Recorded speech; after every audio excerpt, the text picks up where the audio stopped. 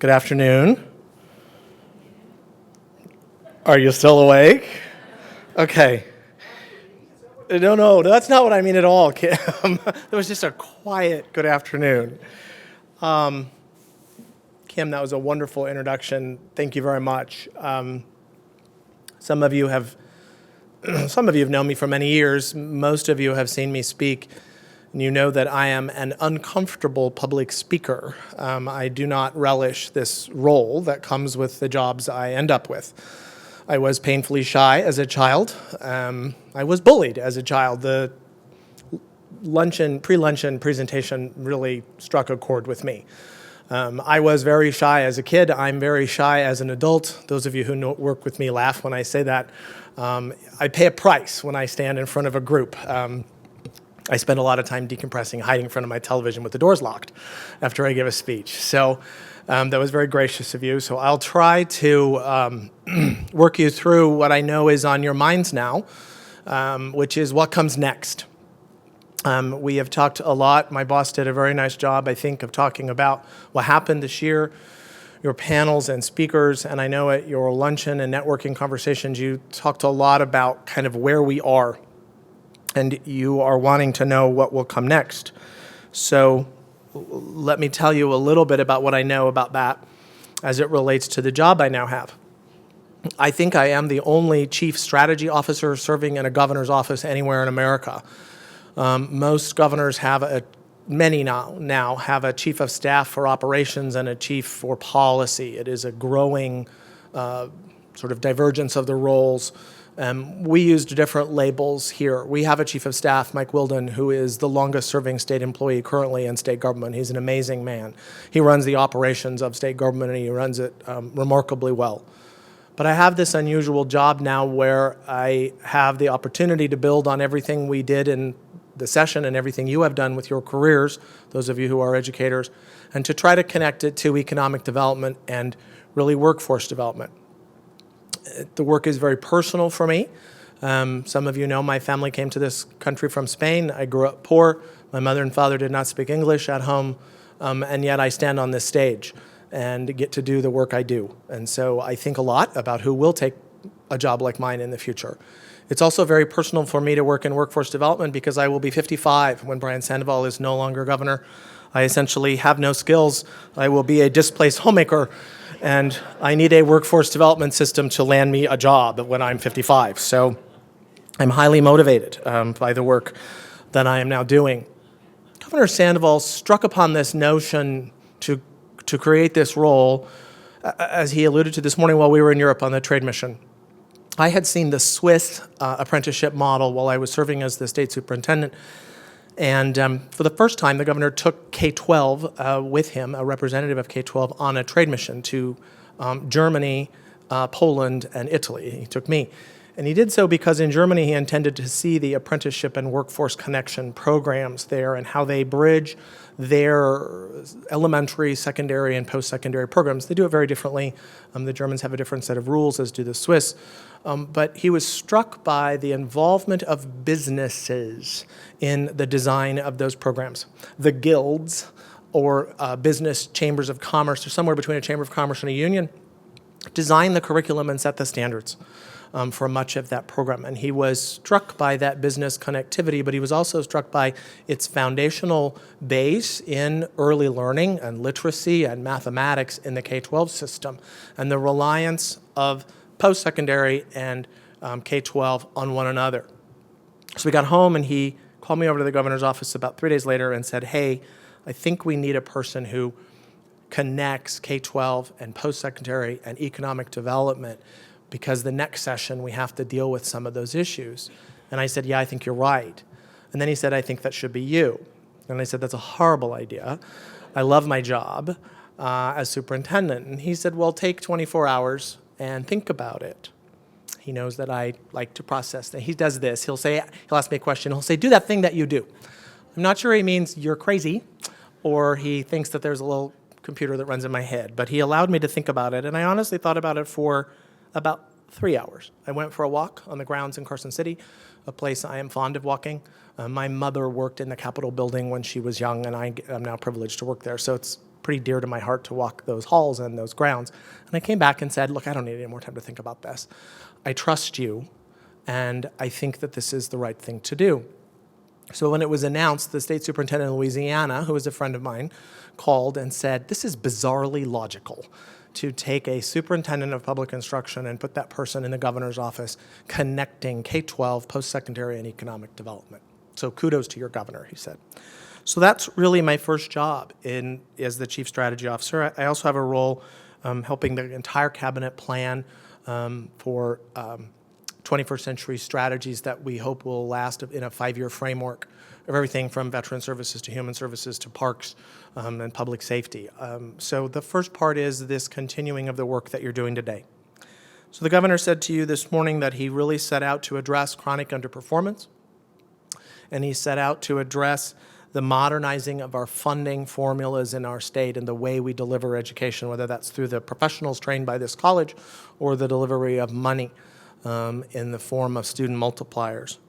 And that continues to be the work. So you can look forward to what you've talked about today in underperformance. The department will, I know, under the able leadership of Interim Superintendent Canavero this month, they will take up this list of underperforming schools.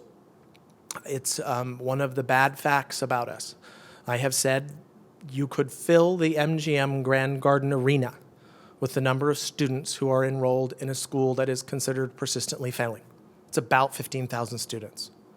Our goal, plain and simple, a simple guy, is to empty that MGM Grand Garden Arena through the work of this college, this summit, this governor, this legislature, this United Way and nonprofit community, all working together.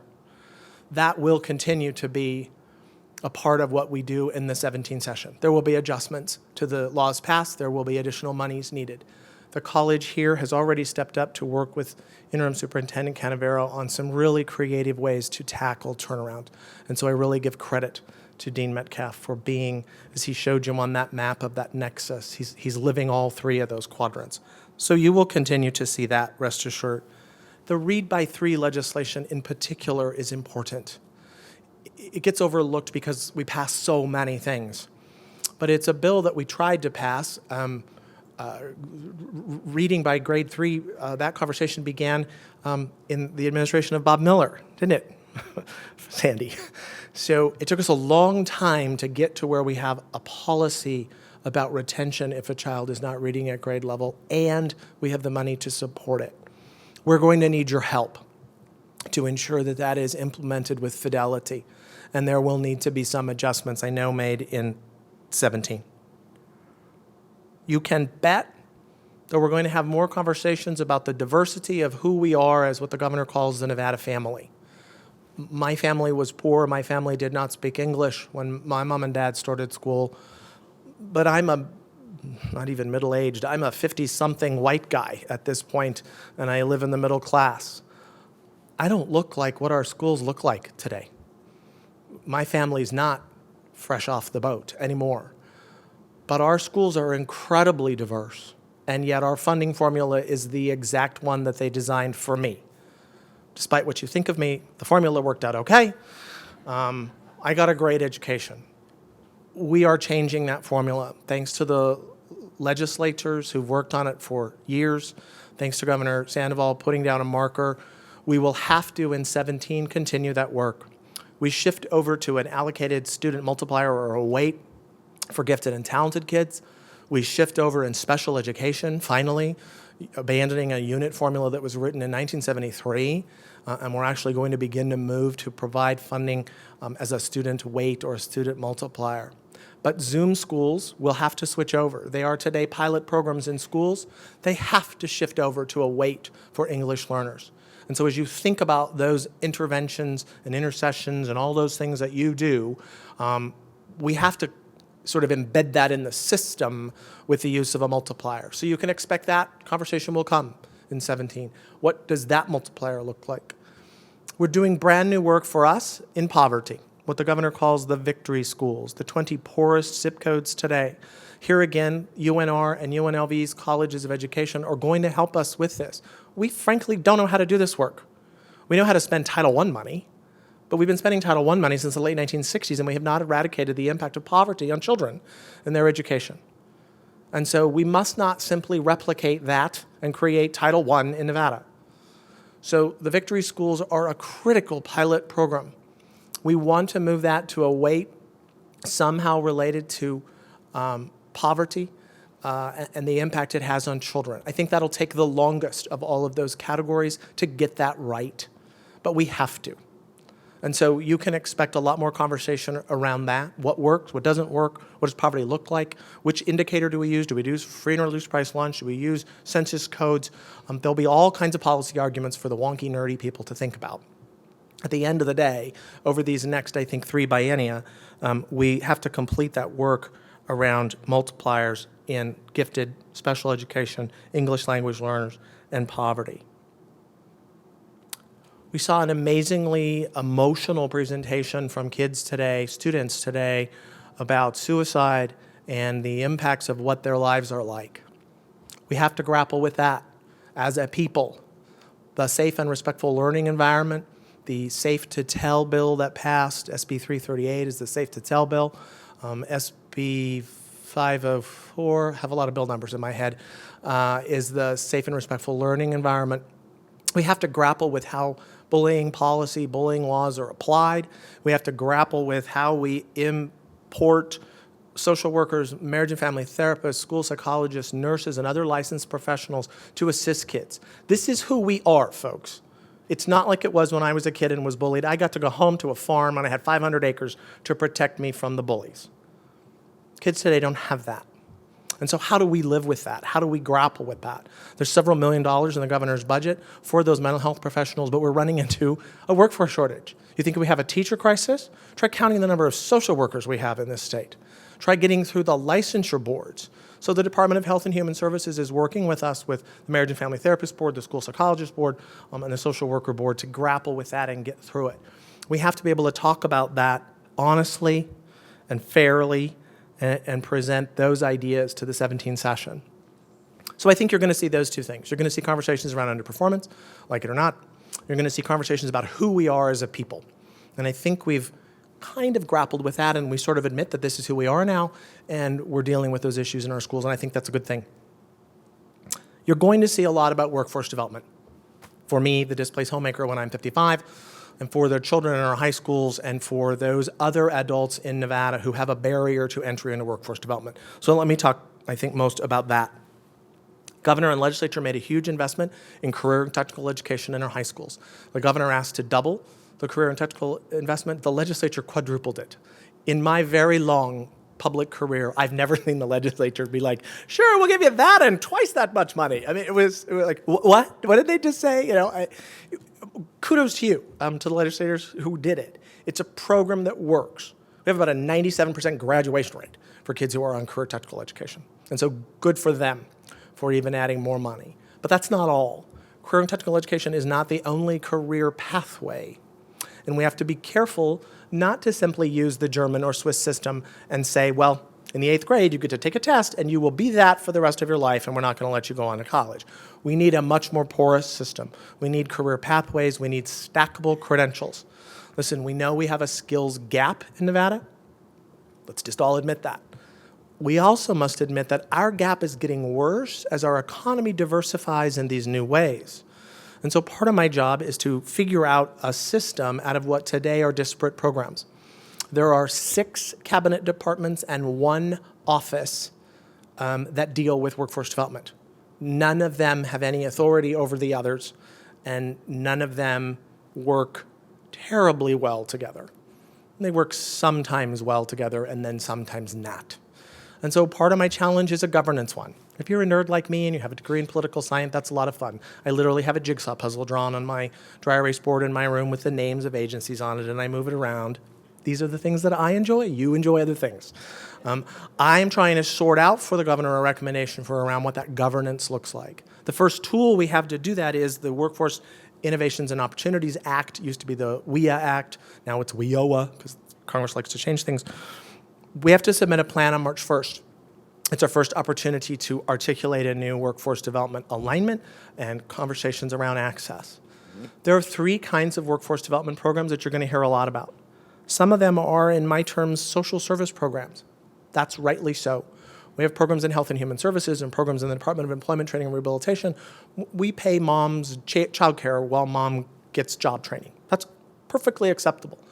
Nevadans have many barriers to reentry in the workplace, and so we will always have that kind of work.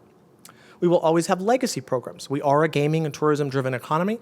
We have great history with the building trade councils and construction and mining and agriculture that produced me. We will always have those programs. But what about what the governor calls the new Nevada economy? How will we target those jobs? We today have the beginnings of an infrastructure for that sort of thinking. The sector councils that exist to inform the governor's Workforce Investment Board are to derive information from the governor's Office of Economic Development, but the entities who have to use that information are pretty limited today. We're going to have to change that. Those of you who know me have heard me laugh, heard me joke, maybe you have laughed. I'm not very good at sports. I'm not at all good at sports. I know about one sports analogy, and that is, I saw Wayne Gretzky say once that he was good at hockey because he could skate to where the puck would be. Does it make sense? Makes sense to me, and I don't know anything about hockey. That is what we are trying to do in workforce development and economic development now. We know today where those leading jobs are. We have lots of new data sources. It's super exciting. But where will they be in 5 years? As you heard the outstanding evangelist from Google say this morning, these are jobs that don't exist today in economies and economic sectors that don't exist today. We're seeing this on our own state. The advent of Tesla as a driver in our state's economy, it's about 6,400 jobs at Tesla. 5 years ago when Governor Sandoval took office, that job didn't exist because the Tesla battery didn't exist. So train a workforce to build something that doesn't exist yet. Very difficult to do. It requires stackable credentials. It requires a nimble community college system. It requires increased capacity between high schools, career tech school boards, their career tech advisory committees, the community colleges, institutional advisory councils, and these sector councils. It requires a great deal of information sharing and collaboration, words you've heard a lot about today. We can institutionalize some of that by statute in 17, but some of that has to be our commitment when we leave today to work in a different way. So you can bet that we're going to hear a lot about that. Fortunately, we have some success.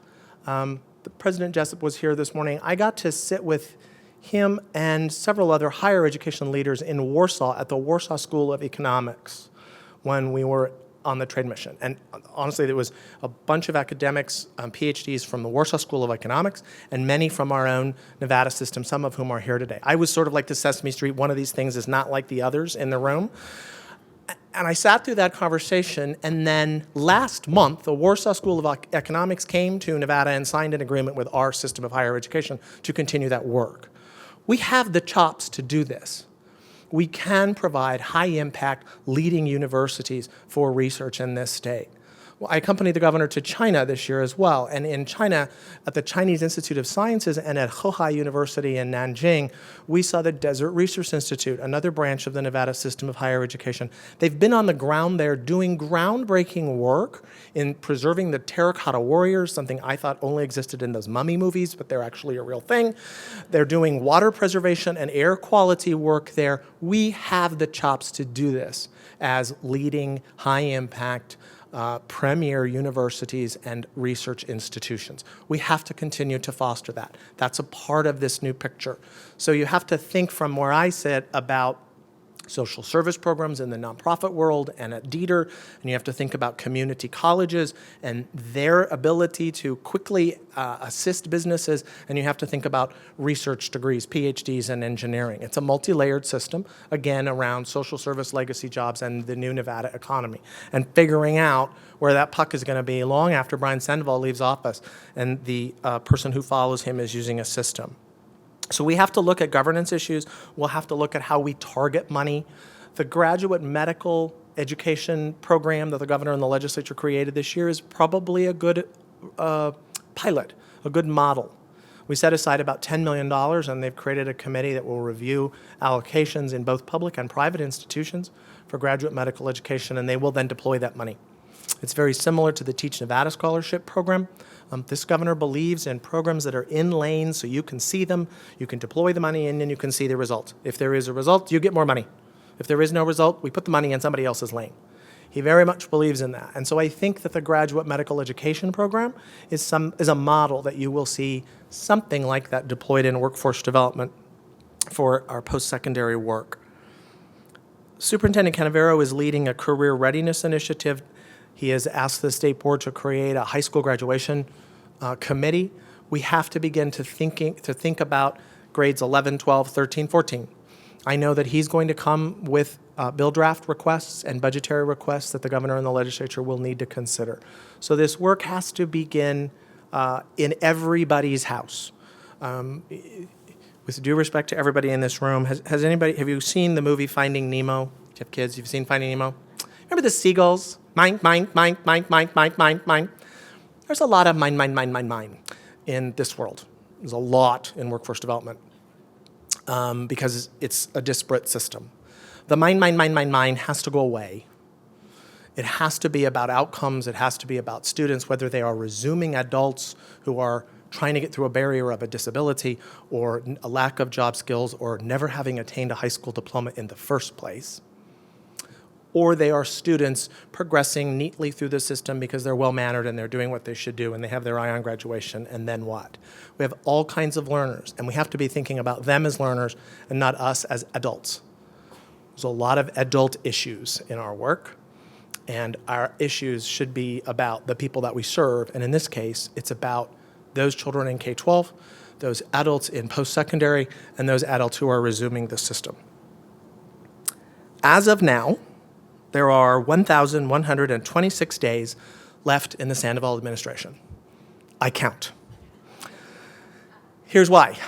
Governor Sandoval took me to Tesla recently, and the factory is open. The factory is assembling. They have hired several hundred people, in addition to the many hundreds of people who are there building what will be the largest manufacturing facility on the planet when they're done. It's a reasonable size today. It will be a size I can't even get my head around. But I got to meet the workforce there, and I got to interview the director of human resources, essentially, who's in charge of hiring. And you sort of feel my heart beat faster as I considered this challenge talking with them. There are about 6,500 jobs just there. There are all kinds of related jobs. They assemble the cabinet that the batteries go in when you have a Tesla energy system for your home. That cabinet maker is moving to Nevada. They put a plastic cover over the Tesla wall battery. That's going to be done in Nevada. Nobody knows here how to do that. So we're training a workforce. So I left, and I think my blood pressure was up, and my heart was racing, and the governor, as only he could say, said to me, so it's not that I didn't think you had enough urgency about the way you're going about your job, but I wanted you to see that, because there is a sense of urgency. This is not a time to sort of sit around and think about how it would be if it was perfect. We have to make perfect, and we have to make it fast, because kids are counting on us, adults are counting on us, the Nevada economy is counting on us. All of that investment has to be paid for, and that means our economy has to continue to thrive. And that means that we have to continue to change to what he calls the new Nevada economy. So those are the things I think you will see in 2017. It's just one man's view. I've been on my job less than 100 days. But you can bet we will talk about the workforce and connect that work from P3 through engineering and PhDs, the whole spectrum. Traditional students and resuming people who have some barrier and need to get into the system. But we must connect them to the economy in a way where we know the economy is headed, so that we're not giving them credentials or degrees that are useless. And at the same time, we have to deal with literacy, we have to deal with mathematics, we have to deal with the teacher shortage, we have to deal with chronic underperformance, we have to deal with all of the many other issues, and we have to provide an environment that is as safe and nurturing as we possibly can so that young people show up. It's a really tall task. I admire all of you. I lead a sheltered life. I work under a silver dome. My job is to think about things. You are all on the front lines, and I admire that, and I am grateful for it every day. I did not choose to become an educator or work at the College of Education. I did not, as a business person, give over the time that many of you in this room have. So we are very fortunate that this group has gathered today, but the work isn't done. The work has to focus on the 17-session agenda, and the work has to focus on implementing with fidelity the many things that the governor and the legislature conceive for us. So, since the governor started with a conversation around this being Pearl Harbor Day, since I am a history nerd, and since I am an uncomfortable public speaker and it is always safer to quote someone else when you're not sure what you are saying, let me leave you with these thoughts. First, some quotes from Governor Sandoval. When he took office, he talked about the promise of opportunity being available to all Nevadans. He said that as the first Latino governor of our state. He took the oath of office administered by the first African-American Chief Justice of the Nevada Supreme Court. Important words about the promise of opportunity for all Nevadans, no matter who we are, or what part of the Nevada family we come from, or what our barriers or challenges or gifts might look like. We got to celebrate the 150th anniversary of statehood while governor has been in office. And he reminded us again and again and again when we were down on our luck in the Great Recession that Nevada's best days are yet to come. He told you this morning that he dedicated his second inaugural address to the generations to come. He read from a diary of a young woman who crossed the Black Rock Desert as an immigrant in the 19th century. And he talked about the power of young people, and what we're doing today is for them. It's not for us, much as we all like to think it's all about us. It's really about them. He reminded us of that, and then he conceived the phrase, the new Nevada. That's him. That's nobody else. It's not a speechwriter. That was him. And it stuck. It was great fun for me to watch legislator after legislator after legislator rise in the final days to vote for the taxes, to vote for the education reforms and say, I'm doing this for the new Nevada. It has resonated with folks. So I want you to think about the promise of opportunity, Nevada's days being yet to come, generations to come, and this new Nevada. Those are the Brian Sandoval words. But today is Pearl Harbor Day. And when Franklin Delano Roosevelt spoke to the nation on the Monday after the Empire of Japan attacked Pearl Harbor, he had a sense of urgency. We had been attacked. We were in great danger. And he said, we must do this, and we must do this now. We had a motivating event. But earlier that year, President Roosevelt struck the same themes about readiness and forward-looking. And it's his words that I would leave you with in honor of the veterans that the governor reminded us of today. Here's what Franklin Delano Roosevelt said in 1941 in his third inaugural address. We know that we still have far to go, that we must more greatly build the security and the opportunity and the knowledge of every citizen in the measure justified by the resources and the capacity of the land. We do not retreat. We are not content to stand still. As Americans, we go forward. I would submit that as Nevadans, we go forward. We go forward from this summit, thank you, UNLV, and we do so knowing we have far to go and that we can more greatly build capacity. So thank you for giving up your afternoon. Thank you for thinking about the future with me and for where we are right now. Let's remember that Governor Sandoval has caused us all to go forward for generations to come. Thank you, and God bless you.